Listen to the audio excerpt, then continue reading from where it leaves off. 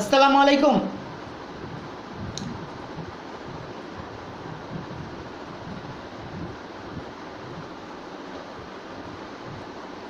বাংলাদেশের ভিতরে ঢাকা শহর সহ 64 জেলার মানুষদেরকে ও বাংলাদেশের বাহিরে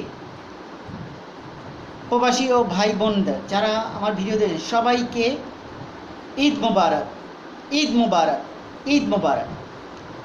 আজ ঈদুল আজহা দিনটি সবার জন্যই ভালো গেছে, কিন্তু ঈদুল আজহা মানে কোরবানির জন্য উৎসর্গ করা হয় এবং কোরবানির গরু যার যার সামর্থ্যের মতন কোরবানি দেওয়া হয়।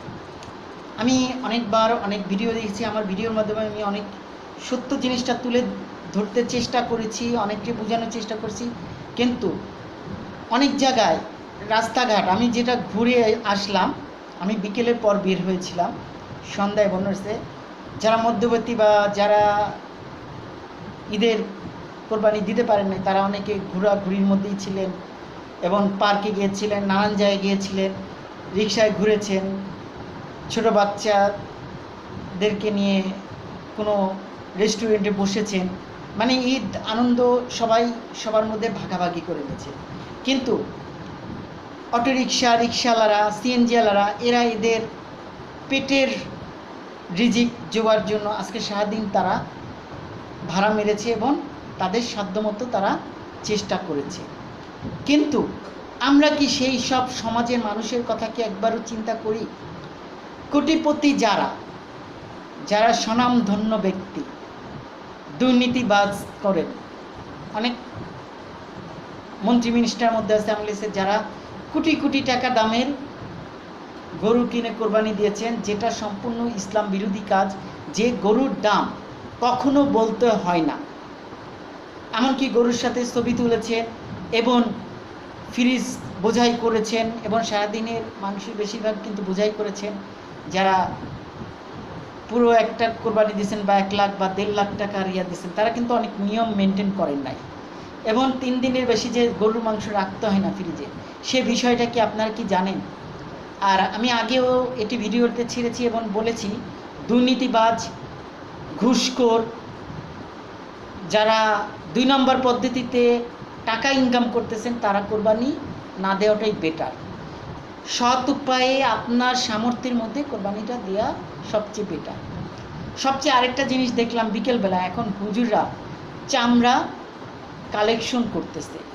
চামড়া যে কালেকশন করতেছে এখন হুজুররা, আগে এটা মহল্লার মধ্যে এক ধরনের মারামারি হতো, একটা হয়েছে, কিন্তু এখন বেশিরভাগ যারা যে মহৎপুরে রহমানিয়া মাদ্রাসা থেকে শুরু প্রত্যেকটা মাদ্রাসা বড় প্যান্ডেল টাঙিয়ে চামড়া কালেকশন করতেছে। এই চামড়াগুলো আবার সেল করবে। কেন? এই চামড়া নিয়েও এখন ব্যবসা, ব্যবসায় যে কি পরিণত হয়েছে বাংলাদেশে, মানুষ খারাপ অর্থে দুর্নীতি কিভাবে করা যায়, কোরবানি নিয়েও এটাও কিন্তু এক ধরনের ব্যবসায় পরিণত হচ্ছে। আবার সারাদিনে যে মাংস কালেকশন করেছে তারা বিকেলে আল্লাহ করিম মার্কেটের সামনে, বসিলা ব্রিজের সামনে, অনেক জায়গায় কাদের বাদাউদ্দিনের সামনে, শঙ্কর প্লাজার সামনে, ধানমন্ডি, ঝিকাতলার অনেক জায়গায় দেখা গেছে যে যে মাংস সারাদিন কালেকশন, কিছু মাংস রেখে বাকি সব মাংস বিক্রি করে ফেলছে। এই যে দানের যে মাংস, এটা অনেকে খেতে পারছে বা অনেকে খাবে, কিন্তু তারা মাংস বিক্রি করছে 800, 900, 1000 টাকায়।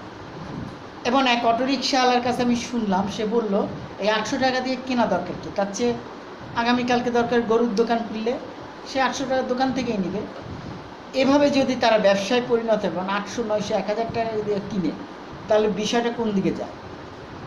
আর সবচেয়ে আগামী 1 মাস হোটেল রেস্তোরাঁয় কেউ গরুর মাংস খাবেন না। সমস্ত হোটেল মালিক, রেস্তোরাঁর মালিকরা এইসব বিকালবেলা এবং সন্ধ্যার সময় তারা গরুর মাংস কিনে নেয়। কেন কিনে নেয়? তারা আগামী 1 মাস হোটেলে জন্য তারা সেই মাংস প্রিজার্ভ করে নেয়, মানে এই মাংসগুলাই তারা বেশি দামে বেচবে এবং ইয়ে করবে, কারণ আগামী 1 মাস তারা কোনো গরু, এটা বেশি করে 1 মাস কি অনেক সময় 1.5 মাসও থাকে, কারণ এটা হোটেল রেস্টুরেন্ট মালিকদের এক ধরনের 2 নম্বরই ব্যবসা। তারা সারা বছর যা করে, কিন্তু কোরবানি ঈদের মাংস কিনে সেটা হোটেল রেস্টুরেন্টে ব্যবসা করে, এমনকি চর্বি এগুলো কিনে নেয়।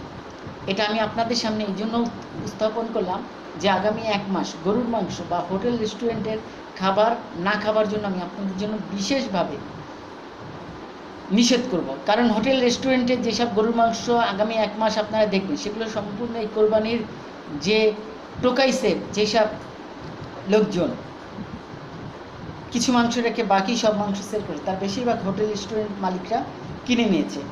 ঢাকা শহরে কোরবানির মাংস যারা টোকাচ্ছে, যারা প্যাকেট ভর্তি করতে বস্তায় বস্তায় নিচ্ছে, তারা মোহাম্মদপুর শুধু নয়, মোহাম্মদপুর, আল্লাহ করিম, বসিলা, শঙ্কর, ঝিকাতলা, মিরপুর অনেক জায়গায়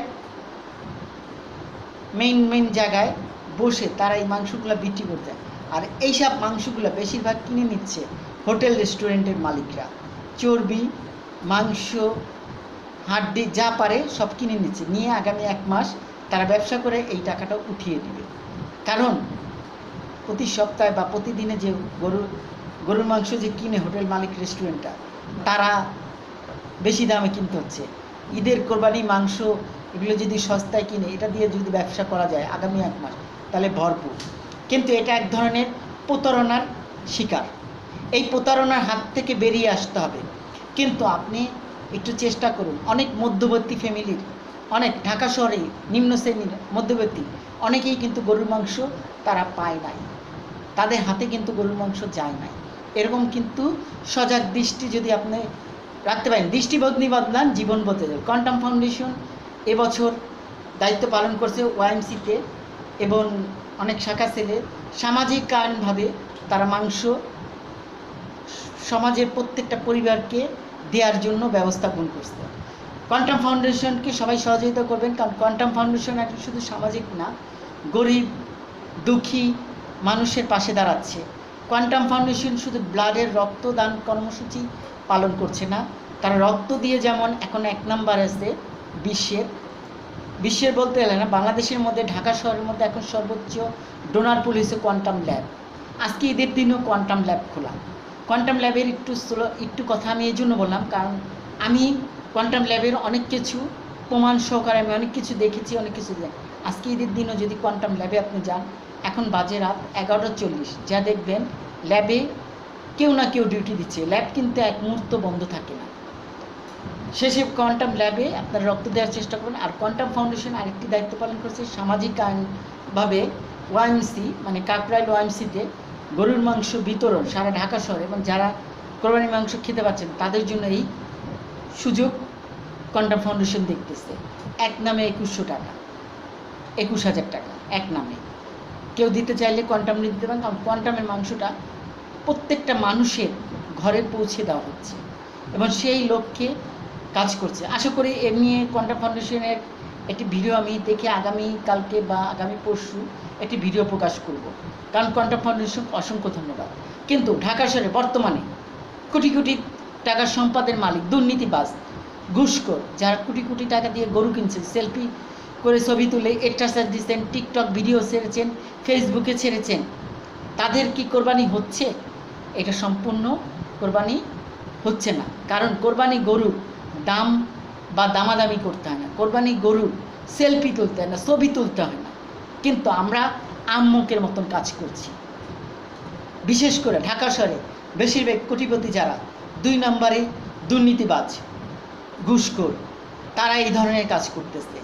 আজ এই কথাটা এই জন্য বলছি, আজকে ঈদের রাতে এই মুহূর্তে আসলাম, এই কথাটা আমি আপনাদের সাথে এই জন্য ইউটিউব চ্যানেল মানে আপনাদের কাছে আমি প্রকাশ করতে যাচ্ছি। আপনারা অনেকেই আমার কথা ফেসবুকে এখন মিথ্যাটা বন্ধ করছেন, সততার সাথে আপনারা কাজ করতে, ফেসবুকে সততার সাথে আপনারা অনেকে অনেক কাজ করেছেন, এবং যারা অনেকে অনেক কাজ করেছেন তাদেরকে আমি অসংখ্য ধন্যবাদ যে ফেসবুক একটা সংবাদপত্র মাধ্যম হিসেবে আপনারা ব্যবহার করতে শিখছেন। সেই হিসেবে ইউটিউব চ্যানেলের মাধ্যমে আমি আপনাদেরকে এই জন্য বলি, টিকটক ভিডিও আপনারা ছেড়ে দেন, ভালো এবং সৎসঙ্গে আসুন, সততার সাথে আসুন এবং কোরবানির সঠিক নিয়ম মেনটেন করার চেষ্টা করুন। আবার আরেকটা কাজ করেছে, অনেকেই গরু জবাই দেওয়ার পরে রাস্তাঘাট বা বাড়ির আশপাশ যে পরিষ্কার করা দরকার সেটা করে নাই, সিটি কর্পোরেশনের আওতায় রেখে দিয়েছে। কেন? সব কি সিটি কর্পোরেশনের দায়িত্ব? নিজ নিজ এলাকায় নিজ নিজ জায়গায় পানি দিয়ে ওয়াশ করা এবং পরিষ্কার করে সুন্দর করে যত বেশি দেন, কারণ প্রত্যেকটা বাড়িওয়ালাদের এবং বড়লোকদের দারোয়ান আছে, তাদেরকে দিয়ে বা একটা লোক দিয়ে আপনি বাড়িটাকে পরিষ্কার পরিচ্ছন্ন করে রাস্তা পরিষ্কার করে ব্লিচিং পাউডার দিয়ে দিতে পারেন। ঢাকা শহরকে পরিষ্কার পরিচ্ছন্ন করতে সিটি কর্পোরেশনের একার দায়িত্ব না, আপনার আমাদের সবাইকে এগিয়ে আসতে হবে। অনেক জায়গায় গন্ধ আছে, এখন পর্যন্ত বৃষ্টি বা এখনও ঢাকা শহরে নাই। যখনই বৃষ্টি হোক আল্লাহর কাছে মনোযোগ করে যেন বৃষ্টি হয়, কারণ ঢাকা শহরে কিন্তু এখনও দুর্গন্ধ চলছে, এখনও ঠিকভাবে পরিষ্কার নেই। সিটি কর্পোরেশনের কর্মীরা দিনরাত তারা এখন তাদের যথাযথ চেষ্টা করতেছে পরিষ্কার করার জন্য, কিন্তু এটা সিটি কর্পোরেশনের একার দায়িত্ব না। যারা কোরবানি দিয়েছে তাদেরও দায়িত্ব। তারা আহাম্মকের মতন ফেলে রেখে মাংস নিয়ে সোজা ঘরে চলে গেছে, কিন্তু তারা যদি সঠিক সত্য এবং ভালো মানুষ হতো তাহলে তারা পরিষ্কার করে ব্লিচিং পাউডার দিয়ে তারপর তারা ঘরে যেতে পারতো। এমনকি কোরবানির বেশিরভাগ মাংসটা তারা আজকে ফ্রিজ বোঝাই করছে। কোরবানির মাংস 3 দিনের মধ্যে শেষ করা সবচেয়ে জরুরি। 3 দিনের বেশি কোরবানির মাংস যদি থাকে সেটা কিন্তু সম্পূর্ণ হারাম। কোরবানির মাংস সবচেয়ে ভালো 1 দিন বা 2 দিনের মধ্যে শেষ করা, এবং স্রষ্টার রহমতে 3 দিনের মধ্যে শেষ করাটা হচ্ছে সবচেয়ে জরুরি। কিন্তু বড় পায়াটা নিয়ে গেছে, আগামীকালকে সকালবেলায় হোটেল খোলা থাকলে তুঙ্গুল লুটিয়ে এনে পায়া দিয়ে এক একজন খাবে আরামসে, কিন্তু অসহায় মানুষগুলোর কথা কি একবারও চিন্তা করবে? কোরবানি দিছে তার নিজের স্বার্থের জন্য, এটা কিন্তু সম্পূর্ণ ভুল। কোরবানি অর্থ সম্পূর্ণটাই দান, চামড়া দান, চামড়াটা সম্পূর্ণ এতিম শিশুদের জন্য দান করতে হবে। কোরবানির মাংসগুলো 3 ভাগের মধ্যে 2 ভাগটাই কিন্তু দান, 1 ভাগ কিন্তু নিজেদের। কোরবানির গরুর দাম জিজ্ঞাসা করতে হয় না, কোরবানির দাম সাধ্যমতো যেটা সেটির মধ্যে কেনাকাটা করা উচিত। আবার কোরবানির গরু নিয়ে কোনো সেলফি তুলতে হয় না, টিকটক ভিডিও বানাতে হয় না, ফেসবুকে স্ট্যাটাস বা দেওয়ার কোনো মানে হয় না। যাক, সবাই ঈদের আনন্দ ভালোই করেছেন। আগামী 3 দিন পর্যন্ত ঈদের আনন্দ অনেকেই পালন করবেন, দেখা যাচ্ছে 3 দিন 1 সপ্তাহ পর্যন্ত ঈদের আনন্দ পালন করবেন, কিন্তু অসহায় মানুষগুলোর কথা কেউ চিন্তা করবে না। সাধ্যসম্মতভাবে আপনার উপার্জনের বা আপনার একটি অংশ অসহায় মানুষের পাশে যদি দাঁড়ান, অসহায় একটি অটোরিকশা বা রিক্সা চালকের পাশে দাঁড়ান। যেমন একটা অটোরিকশাওয়ালার সাথে আজকে আমি কথা বললাম, রাতে আসতেছিলাম, সে এখন পর্যন্ত মাংস পায় নাই। সে আল্লাহ করে মার্কেটের সামনে মাংস কিনতে এসে 800-900 টাকা করে গরুর মাংসের দাম। তাহলে বলুন, একটা গরুর মাংস সে পেয়ে এটা 800-900 টাকা বিক্রি করা কি এটা ঠিক? বিক্রি করছে তাও 800-900 টাকায়, এটা কি ঠিক? আল্লাহ করিম মার্কেটের সামনে কেন এ ধরনের ব্যবস্থা হবে? মানুষের মনুষ্যত্ব আজ কতটা নিচে নেমেছে এটা দেখুন। এই জন্যই দৃষ্টিভঙ্গি বদলান, জীবন বদলে যাবে।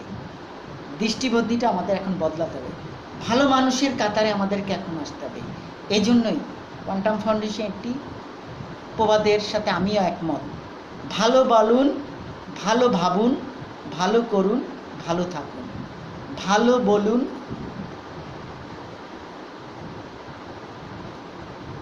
ভালো ভাবুন, ভালো করুন, ভালো থাকুন। ভালো ভাবুন, ভালো বলুন, ভালো করুন, ভালো থাকুন। খুবই সুন্দর, এই জিনিসটা আমাদের দরকার। ভালো মানুষ হতে পারলেই ভালো দেশ হবে, ভালো দেশ হলেই স্বর্গভূমি বাংলাদেশ হবে। সেই স্বর্গভূমি বাংলাদেশের পক্ষে কোয়ান্টাম ফাউন্ডেশন অসংখ্য ভালো দায়িত্ব পালন করতে, এর সাথে আমরাও চেষ্টা করব ভালো মানুষের কাতারে যাওয়ার জন্য। দুর্নীতিবাজ, চাঁদাবাজ, ঘুষখোর এদেরকে আমরা বর্জন করব, এদেরকে আমরা বয়কট করব। কোকাকোলাকে যেমন মানুষ বয়কট করেছে, সেরকম কোকাকোলার মতন মোজো, ফান্টা, কোমল পানীয়, সকল কোমল পানীয়কে আমরা বর্জন করব। আসুন আমরা ভালো মানুষের কাতারে আসি, আর দেশকে পরিষ্কার পরিচ্ছন্ন রাখার জন্য আমরা সবাই এগিয়ে আসি। যেখানে সেখানে ময়লা আবর্জনা ফেলবেন না, যেখানে সেখানে ধূমপান করবেন না, ধূমপানকে না বলুন। সিগারেট সকল প্রকার তামাক জাতীয় মাদক দ্রব্য হারাম, এই হারামকে আমাদেরকে বর্জন করতে হবে। আসুন এই ধূমপানকে আমরা বর্জন করি। কোমল পানীয়, সকল কোমল পানীয়কে আমরা বয়কট করি, বর্জন করি। আমরা ভালো মানুষের কাতারে আসি, আমরা ভালো মানুষের রূপে আসি, আমরা মানুষের জন্য কথা বলি, তাহলেই দেশ ভালোর পথে এগোবে, দেশ সুন্দরের পথে এগোবে এবং একটি সার্বভৌম দেশের যে স্বপ্ন, আমাদের যে মন ছবি, বাংলাদেশের 10 জাতির 1 জাতি, সেই পথে। কারণ আমাদের বাংলাদেশে অঢেল সম্পদ আছে, কিন্তু যথেষ্ট জ্ঞান অর্জন আমরা করতে পারি না। আসুন আমরা সেই লক্ষ্যে কাজ করি। সবাইকে ঈদ মোবারক, সবাইকে ঈদের শুভেচ্ছা জানিয়ে আমি এখানেই বিদায় নিচ্ছি। যারা চ্যানেলটি এখনও সাবস্ক্রাইব, তারা চ্যানেলটি সাবস্ক্রাইব করুন, এই বেল আইকনে ক্লিক করুন, বেশি বেশি করে শেয়ার করুন, আমার জন্য দোয়া করবেন। নতুন নতুন ভিডিও নিয়ে আমি আপনাদের সামনে আসতে পারি। ভালো থাকুন, সুস্থ থাকুন, খোদা হাফেজ।